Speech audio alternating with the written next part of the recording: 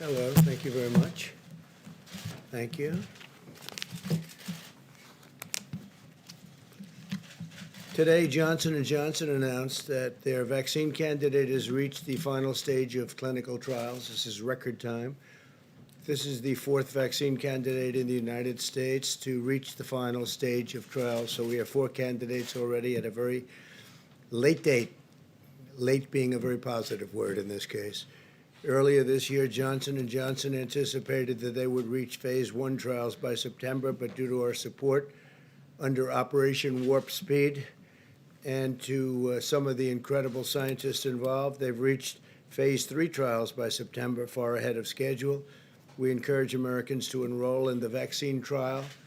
It's not only interesting, it'll be a terrific thing for our country. We encourage everybody to enroll, as many people as we can. Today, my administration announced that we are awarding $200 million of CARES Act funding to all 50 states to prepare to distribute the vaccine to high-risk residents, and we want to do that the instant it is approved, not the following day, but the following moment.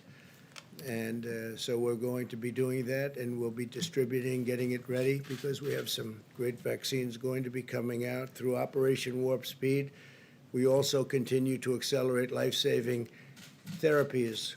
We're seeing promising results that are monoclonal antibody treatments, which help the immune system fight the virus and help very significantly, we're finding, can reduce hospitalizations now by more than 70%. By cutting red tape and unleashing America's medical genius, we've reduced the fatality rate 85% since April. For individuals under 50, they have a 99.98% rate of survival from the China virus. That's a number that's been really increasing substantially with time. As children go back to school, we're encouraged that early research shows only a small degree of spread. Brown University conducted a study of more than 550 schools across 46 states and found that only 0.076% of students had confirmed cases of the virus. That's a tiny percentage. And only 0.15% of teachers had confirmed cases. Patients coming to the emergency room due to the virus is down to only 1.6% of all emergency room visits, the lowest since the pandemic began. 1.6% emergency room visits. As far as protecting the vulnerable is concerned, we provided over $21 billion to our nursing homes, and we are really focused on the nursing homes, everybody, including our governors. We have governors are working very closely with the task force and with the vice president and everybody involved. We've sent rapid testing devices to nearly 14,000 certified nursing homes in the country. This week, we're sending hundreds of thousands of additional rapid tests to nursing homes to ensure they can test staff regularly. And the staff now is being tested on a very, very powerful and on a regular basis, but very strongly at the finest level, the highest level, and the best tests. We're encouraged that the number of Americans getting the flu vaccine is increasing by roughly 50% compared to last year. It's substantially up.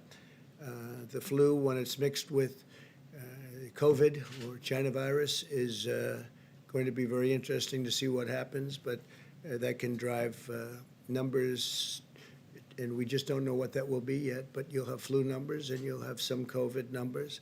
I think we're rounding the turn very much. You see what's happening in Europe, however, they have a very big spike. Countries that we thought were doing well aren't doing well. They had some very big spikes, a very big surge. Months ago, we increased our nation's procurement of the flu vaccine by 66%, and we ask Americans to go get their annual flu shot as early as possible. It's possible, I would imagine, Scott, that the flu can get mixed up with the virus, and people can think it's the virus when actually it's another flu season coming on. And I don't know. I hope they can keep them separate. Can they keep them separate? We hope so. I doubt they will. It's going to be a very interesting time. But we have a flu season coming up. We've had some flu seasons which are really massive over the years, over many years, and we have some that are much less so, but it's still significant, so I hope they can separate them, because it's pretty close. In the past 4 months, we've created 10.6 million jobs. We cut unemployment rate nearly in half. The unemployment rate is cut nearly in half. Larry Kudlow is here. He'll be discussing that in a little while. Retail sales are up 121%. That's far above what we thought. Manufacturing is up 61%. That's also above our schedule, and our schedule is a heavy schedule. Automobile production is up sixfold. Home builders' sentiment is at the highest level in history. That's an amazing statement, Larry, the highest level in history. That means people are thinking good thoughts. Home sales are at the highest level in nearly 15 years. Small business optimism is higher than any time under the last administration, substantially higher. Small business optimism higher than at any time over the last, more than the last administration. Today, I was proud to award 9 companies and organizations with the first ever Pledge to America's Workers Presidential Award. This award recognizes outstanding training programs that are giving Americans the skills to hone a trade and earn a great living. Great people. Over 400 companies have competed and committed to 16 million training opportunities for the American worker. And it's really been amazing. We've created the fastest economic recovery in American history. You are witnessing it. You're part of it. Our approach is pro-science. Biden's approach is anti-science. If you look, it's I don't think they know what their approach is, although a lot of it's copied from what we've done. Biden opposed the China travel ban and the Europe travel ban, and the strategy that they have is just never-ending lockdowns. We're not locking down. We're actually growing at a rate that we've never experienced before. But they're talking about, if you have a question, just lock it down. We're not doing that. And you can't do that. Our plan will crush the virus. And actually, Biden's plan will crush America, if you think about it. You can't lock down. Again, we're growing at levels that nobody's ever seen before. Our plan is unleashing a rapid recovery. Our opponent's plan would hurt America very badly, send us into a depression. And with all of that being said, we are going to be having a very exciting Saturday at 5 o'clock in the Rose Garden, where I'll be putting forth my nominee for Supreme Court Justice. And I think it will be a great nominee, a brilliant nominee. As you know, it's a woman. We brought it down to 5 women. It's time for a woman to be chosen with everything that's happened and with Justice Ginsburg's passing. We are going to go sometime tomorrow morning, as I understand it, to pay our respects, and we'll be over there, and I guess they probably put that announcement out, but that'll be done tomorrow morning. The Vice President was there today, and so if you have any questions, we'll take a few questions. Yeah.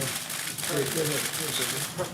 Right here, Mr. President, real quickly, win, lose, or draw in this election, will you commit here today for a peaceful transferal of power after the election? There has been rioting in Louisville, there's been rioting in many cities across this country, red and your so-called red and blue states.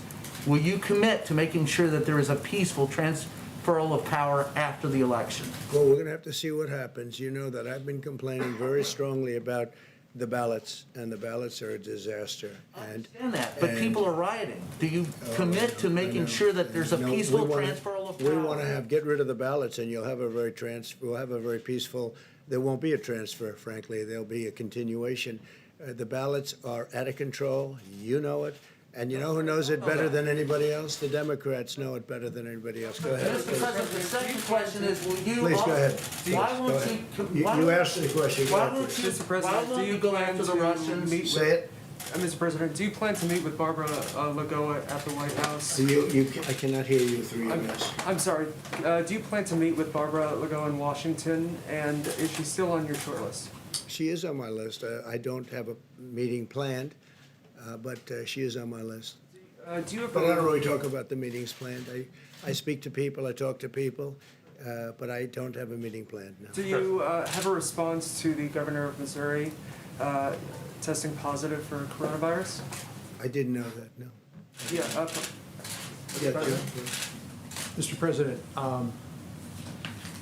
we asked you earlier today about the Breonna Taylor case. yes. Could you comment now? I assume you've been briefed on the charges in the Well, I Breonna thought it Taylor was case.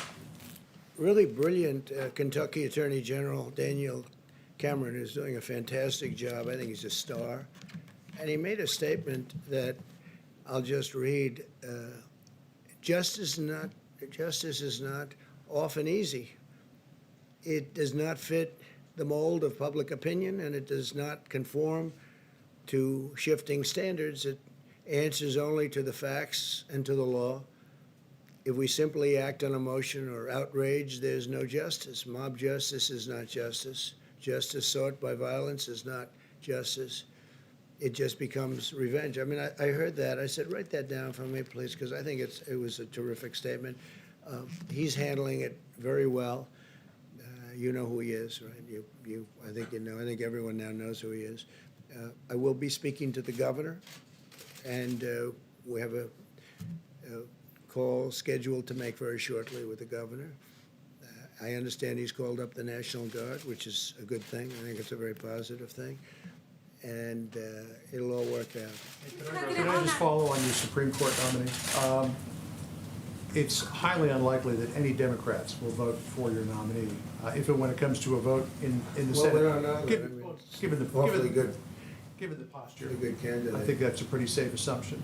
But on that point, would you want to nominate someone who, in their confirmation to the appellate court, received broad bipartisan support, or would you be more inclined to put forward somebody whose confirmation fell along party lines? I can't tell you what's going to happen with the Democrats. I can say this, the person that I will be putting up, and I won't say that I've even chosen that person yet. I could say any one of the five. They're outstanding women. But the person I'll be putting up is highly qualified, totally brilliant, top of the line academic student, the highest credentials. All of them have that, but the highest credentials. And you'll see on Saturday who that is. I can't imagine why a Democrat wouldn't vote for this person. But you may be right. Mr. President. I'd bet on you. Mr. President. Probably bet on you. Yeah, please, go ahead. Thank you very much. No, not you. Right here. Thank you, Mr. Okay. President. Prince Harry and Meghan Markle chimed in on the U.S. election and essentially encouraged people to vote for Joe Biden. I want to get your reaction to that. I'm not a fan of hers. And I would say this, and she probably has heard that, but I wish a lot of luck to Harry, because he's going to need it. Yeah, please. Mr. President, the FDA is reportedly considering stricter guidelines for the emergency authorization of a COVID vaccine. Are you okay with that? Well, I tell you what, we're looking at that. That has to be approved by the White House. We may or may not approve it. That sounds like a political move, because when you have Pfizer, Johnson & Johnson, Moderna, these great companies coming up with the vaccines, and they've done testing and everything else, I'm saying, why would they have to be, adding great length to the process? We want to have people not get sick. The vaccine is very important. It's the final step. I believe it's going to be the final step. And no, we're looking at that, but I think that was a political move more than anything else. Follow up on that, sir.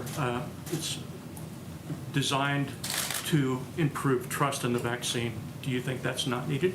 Well, I have tremendous trust in these massive companies that are so brilliantly organized in terms of what they've been doing with the tests. I mean, I don't know that a government as big as we are could do tests like this. We've made it possible for them to do the tests in rapid fashion.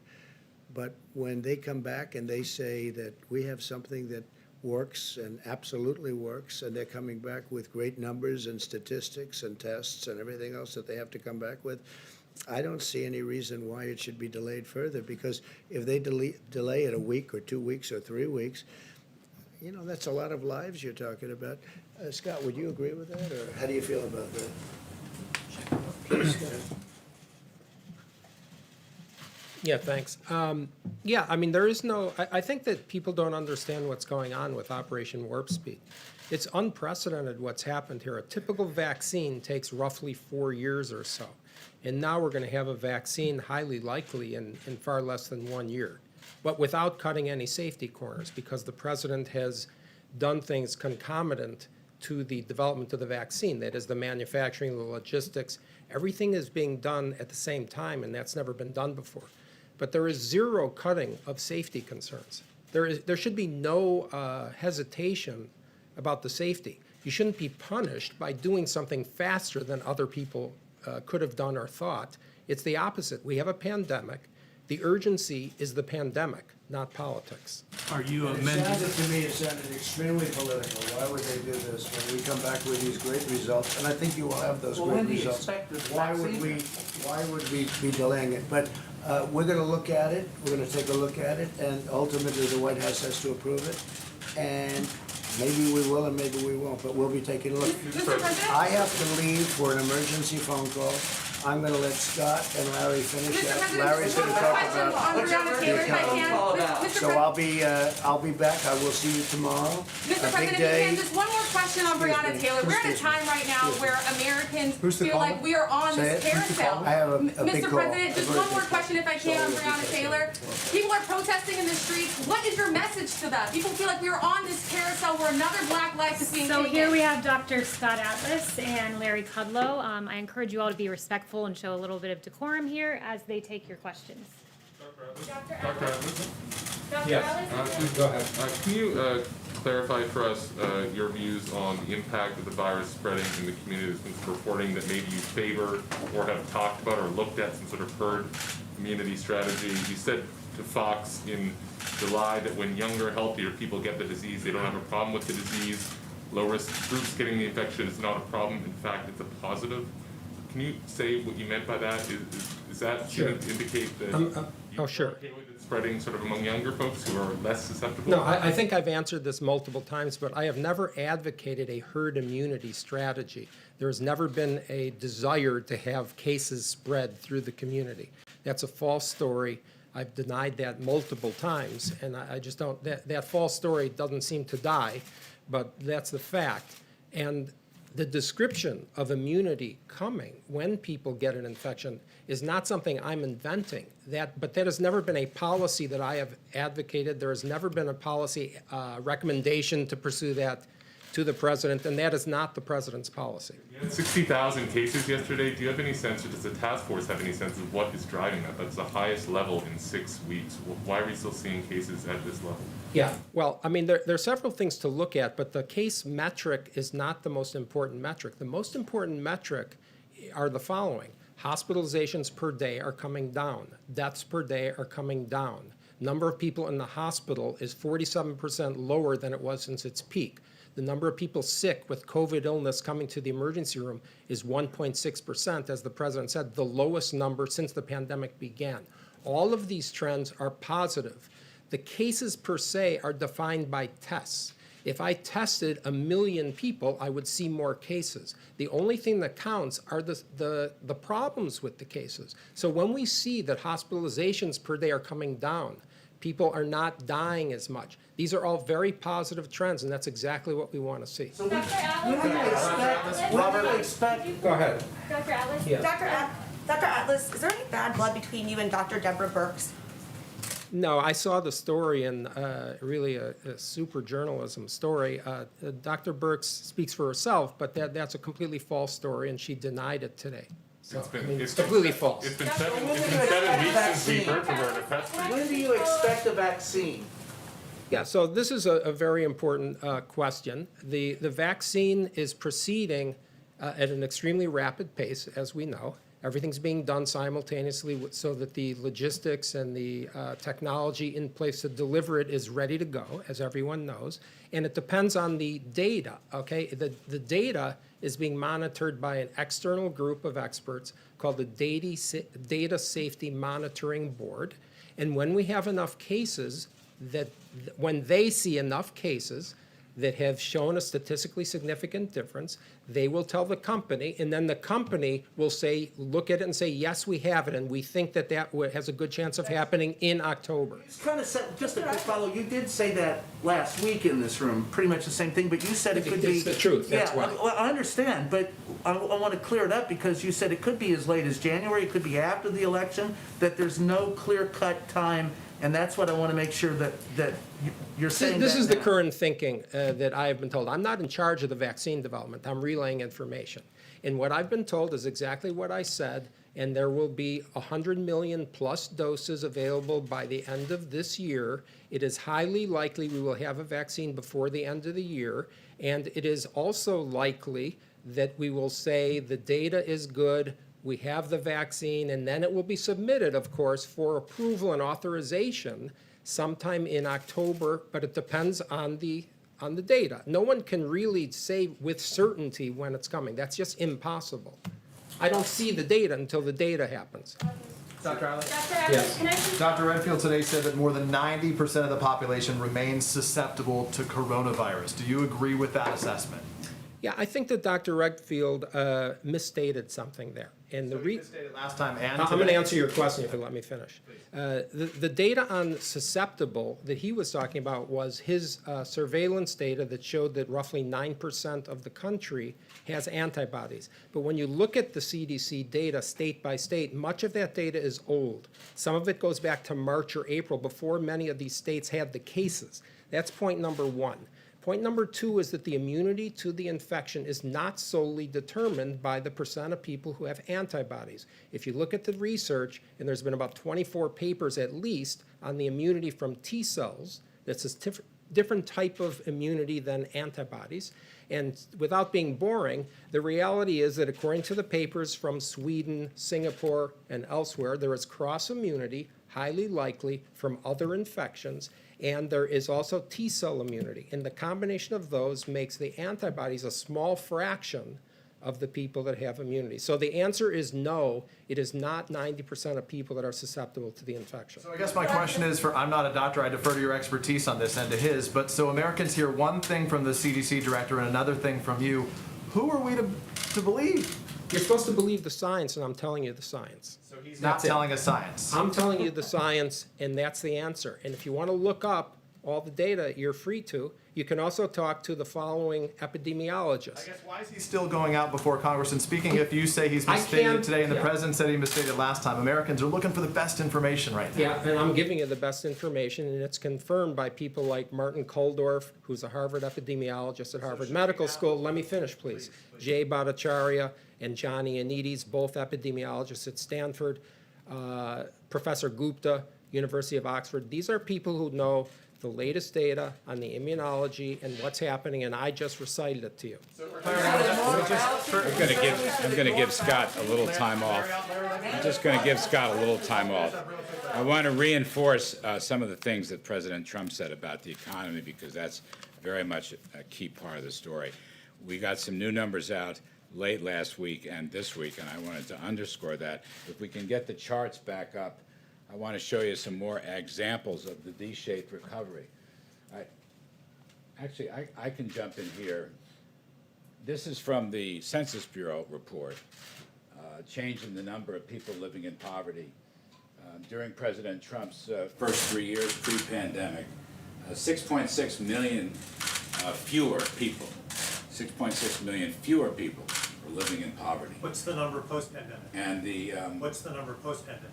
well, we'll have to wait and see on that. We're just More beginning. accurate, would that be more And accurate? let me go to the, under the Obama years, 787,000 people moved into poverty. So that's a problem, and we have the second chart. Isn't that an If old we can chart, get though? up. No, this is a brand new, this stuff just came out late But last when week. you want It to says have through what's happening 2019. right now, If I may, okay?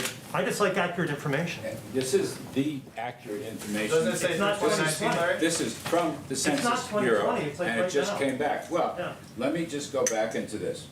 3 years in the President Trump's presidency, under his policies, real family income, this is probably the best measure of living standards there is, real median household income grew by over $6,000. That is 5 times the rate of the 8 years of the Obama administration. I hear people ask me legitimate questions, I respect that this is some kind of, has been a K-shaped recovery, where only the wealthy did well and the bottom did not do well. In fact, this is the middle, real family income. And I will add to that, not only was this 5 times higher, but the biggest gains came in the lower income levels, significantly higher than the top 1% or the top 10%. Now, let me hit another chart, put this up, see where we're sort of doing this by field. Go ahead, more charts. There we go. Back to the V-shaped recovery. You've heard me speak about this. I just want to underscore. We got new production numbers this week. This is a V-shaped recovery in automobiles, a key sector of the economy. And we had additional numbers on housing that I'd like to show, confirming the V-shaped recovery. Housing. There we go. We're at an all-time high in home builders' sentiment. All right, it's a very important leading indicator. A clear V-shaped recovery, and if anything, it's strengthening. And finally, I think the last chart is on existing home sales. Here it is, their highest reading in 14 years. So I just want to say we have more work to do with respect to the recovery and return to economic health. We have more work to do. There is still hardship and there is still heartbreak. But the numbers coming in. Do you know how many Americans are living in poverty right now, The numbers, today? actually, that won't be, that won't be reported. Do you know the answer to I that can question? only wait until the Census Bureau. I don't know if you cover this beat or not. A number of Americans living in poverty right now, do you happen to know that answer? No. Because you don't know I that. will wait. You're an economic advisor and you don't Yes, know that. right. If you'll just stop nitpicking and let me explain to you. nitpicking. I don't want a These history lesson. I numbers, wanna know what's happening well, you today. should have a history lesson too. It would help you understand. But I'm going to say to you, these are Census Bureau numbers, the most accurate, comprehensive. They are not out yet. So I'm giving you the ones that were released late last week. They're the most up-to-date numbers. And under the president's policies of lower taxes and regulations and energy independence and better trade deals, we've had a phenomenal increase in living standards, 5 times what the prior administration had for 8 years, and we're proud of that. And this is a topic that will come up again and again. Second point I want to make is while living standards went up, poverty went down and inequality went down. So the notion that under President Trump only the top end benefit is simply not true. These are facts from the Census Bureau, and they are backed up by many other facts that we've talked about as I've discussed with those of you. And then finally, the V-shaped recovery. We've got more work to do on unemployment and employment, no question about that. I think this is a self-sustaining recovery, as I've said. We would welcome some additional assistance in targeted areas, particularly getting back to school and working on COVID-related safety precautions and health precautions.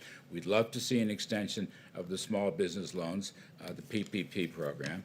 But the recovery itself continues to move ahead nicely. We're in the right direction, and this is no time to change policies. Yes, ma'am. Go ahead, please. Could you comment on a pending stock deal that's going to be taking place, an IPO in the Hong Kong Stock Exchange's Ant Technology Group? They could raise as much as $40 billion, potentially the largest IPO in history. There have been a lot of national security concerns, a lot of human rights concerns about the technology used potentially to suppress the Uyghur people. What is the administration's position on the Ant Technology Group IPO? I'm going to reserve comment on the deal itself, but I will add to your question, we are examining all these deals and publicly held companies, China-based companies, that may list on our exchanges. We are examining them with respect to transparency, possible fraudulent accounting. This comes from a financial working group report.